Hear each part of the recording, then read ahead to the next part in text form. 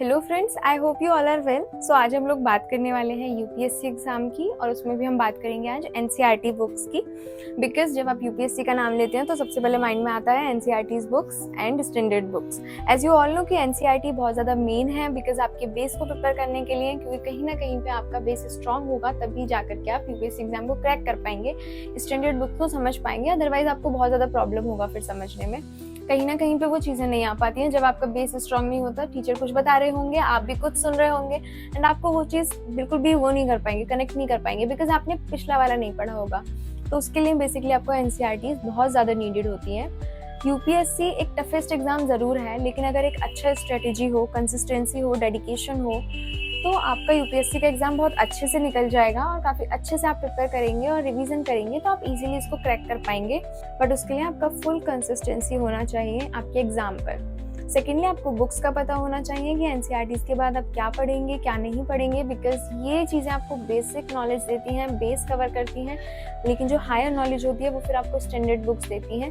But आपका base अगर अच्छा होगा तो आप स्टैंडर्ड बुक्स को ईजिली समझ पाओगे और आपको इतना ज़्यादा प्रॉब्लम नहीं होगा। तो आज हम लोग बात इनके बारे में करेंगे, बट उससे पहले बात करेंगे कि हमने इनको कहाँ से परचेज़ किया है। तो मैंने इनके एक बहुत ही famous book shop Rajesh book store से परचेज़ किया है, वहाँ से मैंने इनको मंगाया है। अगर आप भी मंगाना चाहते हैं तो आप भी मंगा सकते हैं, आपके स्क्रीन पर नंबर शेयर किया गया है। बाकी हम इसके बारे में बात करते रहेंगे बीच में और लास्ट में, जैसे कि आपको पता है, बिकॉज बहुत सारे बच्चों को मंगानी होंगी, so they can just purchase from there. अभी हम एक एक करके ये बुक्स देखते हैं कि इन बुक्स में आखिर ऐसा है क्या। एंड बेसिकली एनसीईआरटी है, जिनके पास आर्ट साइड होगा उन्होंने इसको पढ़ रखा होगा एंड उनको नीड है सिर्फ रिवीजन का, लेकिन जिनका साइंस साइड था उनको बेसिकली ये परचेज करना होगा एंड देन उनको पढ़ना होगा। सो वो अगर परचेज करना चाहते हैं तो वो परचेज कर सकते हैं, और आपको पढ़ना तो है बिकॉज आपका बेस आपको स्ट्रॉन्ग भी करना है। इसका एक स्ट्रेटेजी भी होता है पढ़ने का, जिसके बारे में हम बीच में बात करेंगे। पहले हम एक बार देख लेते हैं। ये आपका पूरा हिस्ट्री हो जाता है, मेरे पास ये पूरा हिस्ट्री है और ये ओल्ड होता है। ओल्ड किस लिए होता है? बिकॉज इसमें इतने ज़्यादा चेंजेस नहीं होते। सो ये आपको ओल्ड देखने के लिए मिलता है। अब ये जीरोक्स फॉर्म में आपको देखने के लिए मिलता है। ये द स्टोरी ऑफ सिविलाइजेशन हो जाता है। 6 to 12 का एनसीईआरटी आपको पढ़ना होता है, कुछ का 9th-10th का पढ़ना होता है, कुछ का 11th का और कुछ का 6 to 12 का, डिपेंड करता है आपके सब्जेक्ट के ऊपर। तो बेसिकली आप एक बार इसका लैंग्वेज देखिए, लैंग्वेज एनसीईआरटी होगा एज यू ऑल नो। तो एक बार ये देखिए कि छोटा छोटा लिखा है, आई नो, बट काफ़ी अच्छे से लिखा है, सो आपको पढ़ने में कोई दिक्कत नहीं होगी। मैं भी काफ़ी अच्छे से पढ़ पा रही हूँ। ये देखिए, बाकी सारा एनसीईआरटी इसमें आपको देखने के लिए मिलेगा विद पिक्चर्स। पिक्चर्स में भी आपको ऐसी कोई पहचानने में कोई दिक्कत नहीं होगी, आप इजीली इसको देख सकते हैं, पहचान भी सकते हैं। तो ये आपका पूरा हिस्ट्री होता है। अब आप देखिए, the story of civilisation volume 1 है ये आपका, ये आप देख सकते हो। प्रॉपर आपका ये एनसीईआरटी है हिस्ट्री वाला, और हिस्ट्री का थोड़ा सिलेबस वाइड होता है, काफ़ी पार्ट्स में डिवाइड होता है, इसलिए हिस्ट्री को थोड़ा सा ज़्यादा बुकलेट्स में पढ़ना होता है। ये आप देख सकते हो, ये पूरा हिस्ट्री आपको देखने के लिए मिलता है। अब जैसे हिस्ट्री हमारे पास एक थॉरेटिकल सब्जेक्ट है, ठीक है, और ज्योग्राफी आपके पास एक प्रैक्टिकल सब्जेक्ट हो जाता है, तो आप दोनों को पढ़ सकते हो एक साथ में। या फिर एक और इजी सब्जेक्ट ले लीजिए, जैसे आर्ट एंड कल्चर ले लीजिए 11th का, सो वो आपका एक सब्जेक्ट हो जाता है। तो मैक्सिमम 3 या फिर मिनिमम 2 आपको बुक्स पढ़नी होंगी। बट आपका एक इफेक्टिव लर्निंग क्या होगा कि आप बेसिकली एक साल में आप पूरा एनसीईआरटी कवर करेंगे, देन आप फिर स्टैंडर्ड बुक्स पे जाएंगे। तो आप इससे बेटर है कीजिएगा कि जो भी आप टॉपिक एनसीईआरटी में पढ़ रहे हैं वही आप स्टैंडर्ड बुक्स में पढ़िएगा। साथ के साथ अपने नोट्स बनाइएगा, बिकॉज जब आप ऐसे पढ़ेंगे तो आपकी दोनों चीज़ें कवर होंगी और उसी पर्टिकुलर टाइम में कवर होंगी और काफ़ी अच्छे से कवर होंगी। बिकॉज कहीं ना कहीं पर आप ये चीज़ भूल जाओगे उस टाइम तक, जब आप वहाँ पे पढ़ने के लिए बैठोगे तो आपको एक बार रिवीजन तो करना पड़ेगा अपने नोट्स से। तो उससे बेटर है कि आप साथ ही साथ पढ़ते चले, अपने नोट्स बनाते चलें, क्योंकि अल्टीमेटली आपके पास आपके नोट्स ही बचेंगे। बेसिकली लग रहा है कि ये इंपॉर्टेंट है, उसके नोट्स बनाइए और साइड में थोड़ी सी जगह छोड़ दीजिए करंट अफेयर्स के लिए, जिस भी सब्जेक्ट में करंट अफेयर्स का नीड है। ये साइंस का बुक है आपका, 10th का है, सो 9th एंड 10th का आपको साइंस का पढ़ना पड़ता है। बाकी आपको रिवीजन करना होगा डे टू डे बेसिस पे, आप देख सकते हो। सेकेंडली, आप जब भी नोट्स बनाएंगे तो पेज नंबर जरूर लिख दीजिएगा, ताकि आप अच्छे से और इजीली वहाँ पे पहुँच पाएँ, बिकॉज अदरवाइज आप पूरा बुक छानते रह जाएंगे एंड देन आप उस चैप्टर में जाकर के उसको सर्च करेंगे। उससे बेटर आप पेज नंबर लिख दीजिएगा, जिससे आपको इजीली पता भी चल जाएगा।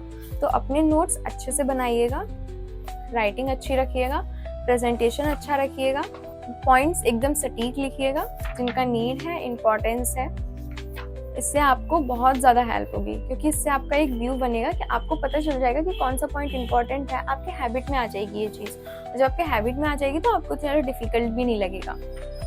ये आप देख सकते हो। आपका ज्योग्राफी हो जाता है। तो बेसिकली आपको करना क्या है, आपको दोनों चीज़ें अगर साथ में कवर करनी है तो आप स्टैंडर्ड बुक्स के साथ साथ एनसीईआरटी पढ़िए, एनसीईआरटी के साथ साथ स्टैंडर्ड बुक्स पढ़िए। अगर आपको इसमें कोई दिक्कत है किसी टॉपिक में तो उसको दोबारा पढ़िए। बाकी आपको रिवीजन करना होगा टाइम टू टाइम, अपने नोट्स का भी आप रिवीजन कीजिएगा, टाइम टू टाइम कीजिएगा, बिकॉज अगर आपने एक भी दिन मिस किया तो कहीं ना कहीं पे वो आपका जो फ्लो होता है वो टूट जाएगा। और एक बार आप थोड़ा सा भी लेजी हुए, आपके मन में डेली आएगा कि आज रहने देते हैं, कल कर लेंगे, कल इतना कर लेंगे, और फिर वो इतना ज़्यादा हो जाता है कि फिर वो कभी कवर नहीं हो पाता। सो जस्ट थिंक कि एक ही चांस है, अटेम्प्ट्स में मत जाइएगा, जस्ट रिमेंबर एक ही बार में आपको करना है, बिकॉज इतना टाइम नहीं है आपके पास। सो टाइम को देखते हुए काम कीजिएगा। और बाकी एनसीईआरटी आपको पढ़नी तो है, सो बेस तो आपको बनाना पड़ेगा। सो जस्ट एनसीईआरटी के साथ स्टैंडर्ड बुक्स को भी लेकर चलिएगा। अगर आपको स्टैंडर्ड बुक्स भी जानने में दिक्कत है कि कौन सा लें कौन सा ना लें, तो एक वीडियो मैंने ऑलरेडी उस पर बनाया, वो जा करके देख सकते हैं। देखिए, इस तरीके से आपका पूरा एनसीईआरटी भी कवर होगा और स्टैंडर्ड बुक्स भी कवर होंगे। बाकी जैसा मैंने बोला, मैक्सिमम 3 एंड मिनिमम 2 को मत भूलिएगा, बिकॉज अगर आप एक एक करके ऐसे आराम से पढ़ेंगे ना तो पूरा साल आप इसमें निकाल देंगे, एंड देन फिर आप जा करके स्टैंडर्ड बुक्स देखेंगे। सो आपका बहुत ज़्यादा टाइम निकल जाएगा, और एक एज होती है इस एग्ज़ाम की, सो उसको ध्यान में रखते हुए आपको चीज़ें करनी है। और ये एग्ज़ाम इतना डिफ़िकल्ट भी नहीं है, बस एक कंसंट्रेटेड पर्सन चाहिए जिसका स्ट्रेटेजी अच्छा हो, जिसका कंसिस्टेंसी अच्छा हो, जिसमें डेडिकेशन हो कुछ करने का। सो आप इजीली इसको क्रैक कर सकते हैं। सो ये सारी एनसीईआरटीज़ थी जो कि मैंने आपको दिखाई।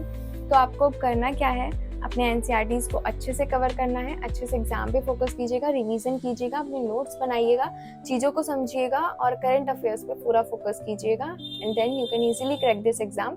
तो अगर आप ये परचेज करना चाहते हैं तो आपके स्क्रीन पर एक नंबर शेयर किया गया है, वहाँ पे कांटेक्ट करके परचेज कर सकते हैं। ऑनलाइन डिलीवरी भी प्रोवाइड कराते हैं ये लोग, सो आप ऑनलाइन ऑर्डर भी कर सकते हैं। अगर कोई क्वेरी है आपका यूपीएससी से रिलेटेड, स्टेट पीसीएस से रिलेटेड, या फिर कोई भी वनडे एग्जाम से रिलेटेड, तो आप वहाँ पे इजीली पूछ सकते हैं और आप वहाँ पे विजिट भी कर सकते हैं if you want. So thank you so much.